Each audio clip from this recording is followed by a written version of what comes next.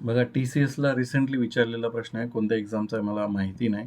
जर एक वर्गमुळात दिलेला आहे x+7 प्लस वर्गमुळात दिलेला आहे x-2 छेदामध्ये सेम किंमत आहे x+7 x+7 इथे प्लस दिलाय, फक्त इथे मायनसचं चिन्ह झालंय, बाकीचं सगळं बरोबर आहे. बरोबर 5/1. तर अशा कंडिशनमध्ये आपण त्याला 2 पद्धतीने सोडवू शकतो. एक खूप किचकट पद्धत आहे, जी तुम्ही नॉर्मली ट्राय करायचा प्रयत्न कराल. मी तुम्हाला दुसरी ट्रिक पहिले सांगणार आहे. पण तुम्हाला ते एक अंदाज देऊन ठेवतो, की तुम्ही कुठल्या प्रकारचे विचार करू शकता ह्याच्यामध्ये. वर्गमुळात x दिलेला आहे, छेदामध्ये वर्गमुळात y दिलेला आहे.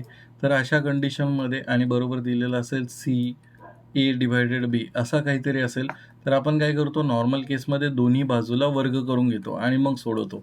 मग इथे कसं आहे, हे सॉल्व्ह करायला थोडं अवघड जाणार आहे, कारण की इथे x+7 आहे, प्लस x-2 आहे आणि आता तुम्ही यांचा वर्ग करणार, ते जाम कॉम्प्लिकेटेड होणार.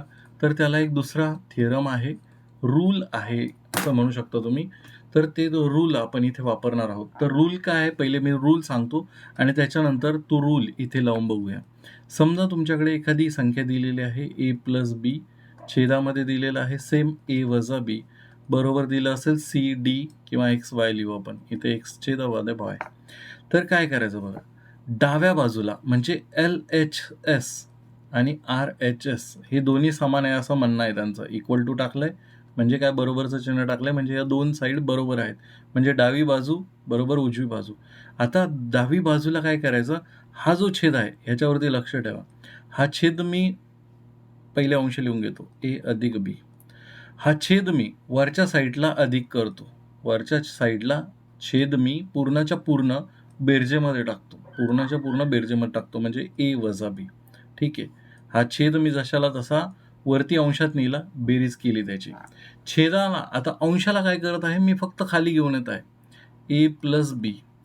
पण आता हा जो छेद आहे, पहिले प्लस केला, वरच्या साईडला अधिक केला, खाली काय करा, वजा करा. वजा a-b. ठीक आहे. a-b. ठीक आहे. छेदाला काय केलं मी, पहिले वरती पाठवला, पण अधिक केला. छेदाला खालीच ठेवला, पण मायनस करून टाकला. आता सेम जे डाव्या साईडला क्रिया केल्या, त्या वरच्या साईडला, उजव्या साईडला पण करायच्या आहेत. जसं की x पहिलेच होता. ह्याला मी छेदाला काय केलं, छेदाला मी वरती पाठवलं, बेरीज केली. आता छेद मी खाली घेतला, छेद जो आहे तो अंशामधून मायनस केला. दोन्ही इक्वेशन जर तुम्ही बॅलन्स करायचा प्रयत्न केला, तर तुमचं उत्तर काय येणार आहे, बरोबर येणार आहे. म्हणजे अशा प्रकारे तुम्हाला पहिली स्टेप करायची आहे. मग आता हे जर सॉल्व्ह केलं तुम्ही, तर इथे कळेल की तुम्हाला इकडे 2 येईल छेदामध्ये. इथे a+b वजा a वजा वजा प्लस म्हणजे प्लस b बरोबर x+y आणि x-y. अशा प्रकारे याला सॉल्व्ह करू. मग इथे वजा वजा जाईल, इकडे 2a छेदामध्ये 2b बरोबर किती येणार आहे, x+y छेदामध्ये x वजा y. मग हा 2 कॅन्सल होईल, म्हणजे a/b तुम्हाला काय येणार आहे, x+y. हे एक पद्धत झाली, हा रूल आहे. ठीक आहे.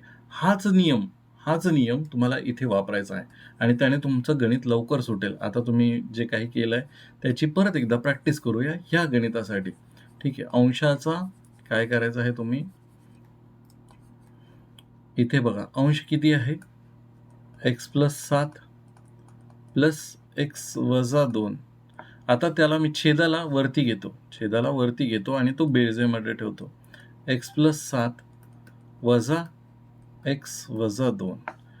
आता मी काय करत आहे, हा जो अंश होता, हा जो छेद होता, हा जो छेद आहे बघा, हा छेद आहे, मी तो वरती बेरजेत घेतला.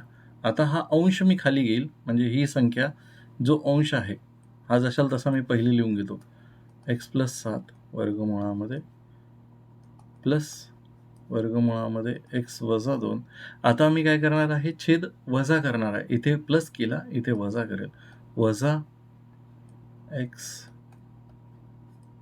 x+7. आता हा वजा आहे, तर हे इथे सिम्बॉल किंवा काय म्हणता येईल, चिन्ह थोडं सांभाळून वापरावं लागतात, कारण की अशा टाईपच्या गणितामध्ये मिस्टेक होण्याचे चान्सेस राहतात.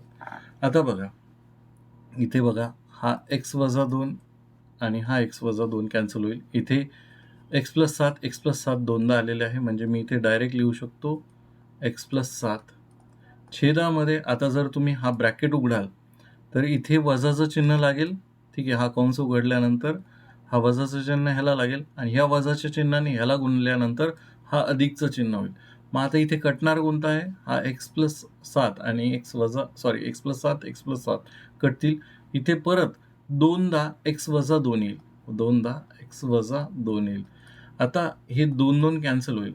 आपण आता डाव्या साईडला उजव्या साईडला आपण काय होतं 5/1 आहे त्याच्या प्रोसेस करूया सेम. छेद आहे, मी वरती 1 ॲड करेल. अंशामधून छेद वजा करेल, म्हणजे इथे किती येईल? 6 आणि छेद 4. 6 छेदामध्ये 4.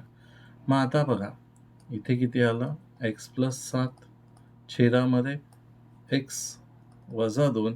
इकडे 6/4 म्हणजे किती? 3/2. 3/2. आता तुम्ही इथे वर्ग वापरा. आता तुम्ही दोन्ही साईडला वर्ग वापरा. दोन्ही साईडला काय करू? वर्ग वापरूया. म्हणजे किती होणार आहे बघा. वरची बाजू तर x+7 येईल, छेदामध्ये x-2 येईल. इथे किती होणार आहे? 9 छेदामध्ये 4 होईल. 4 होईल. ठीक आहे. मग आता तुम्ही ह्याला गुणाकार करू शकता डायरेक्ट. या 4ने इकडे गुणला, या 4ने इथे गुणला तर 4x+7 बरोबर हा 9 इथे होता. हा x-2 तिकडे पाठवला, हा गुणाकारात जाईल x-2. या 4ने ह्याला गुणला, किती येणार आहे? 4x + 4×7 28 बरोबर येईल 9x - 18. आता दोन्ही x वाले कंपोनंट एका साईडला घेऊ, म्हणजे हा 4x इकडे पाठवला, हा -4x होईल, म्हणजे इथे उत्तर येईल 5x बरोबर. हा -18 आहे तिकडे पाठवला, हा +18 होईल. किती होणार आहे? 8 आणि 8 16, हातचा आला 1, किती होईल? 2 आणि 2 4 म्हणजे 46. 5x बरोबर 46. मग x बरोबर किती येणार आहे? तर x बरोबर येणार आहे 9.2. कारण काय? हा 5 इथे भागाकारात आहे, तिकडे पाठवला, हा गुणाकारात आहे, तिकडे पाठवला, हा भागाकारात जाईल. 9×5 45, खाली उरला 1, 5 दोन्ही 10, म्हणजे 9.2 हे काय असणार आहे? तुमचं उत्तर असणार आहे. तुम्हाला स्क्रीनशॉट वगैरे काढायचं असेल तर काढून घ्या. ठीक आहे. तर ह्याचं उत्तर किती असणार आहे? 9.2. ऑप्शन क्रमांक 2 हे तुमचं उत्तर असणार आहे. जर तुमचे कोणतेही गणिताचे प्रश्न असतील, मला पाठवायचे असतील, तर आपला टेलिग्राम ग्रुपचा डाऊट ग्रुप आहे. यावरती तुम्ही तुमचे प्रश्न मला बिनधास्त पाठवू शकता. आपण नाममात्र फीस ₹59 ते मंथली मेंबरशिप चालू केलेली आहे. या मंथली मेंबरशिपमध्ये अनलिमिटेड टाईम जे व्हिडिओज आहेत माझे मेंबरशिपवाले, ते किती वेळेसही बघू शकता. एका महिन्यासाठी ही फीस लागू आहे आणि विशेष म्हणजे तुम्ही एकाच महिन्यात माझा कोर्स संपवू शकता. नेक्स्ट महिन्यासाठी परत तुम्हाला ₹59 चार्जेबल राहतील. आपलं एक व्हॉट्सअप चॅनलसुद्धा आहे. त्याला कनेक्ट होण्यासाठी तुम्ही राईट साईडचा QR कोड स्कॅन करू शकता. धन्यवाद.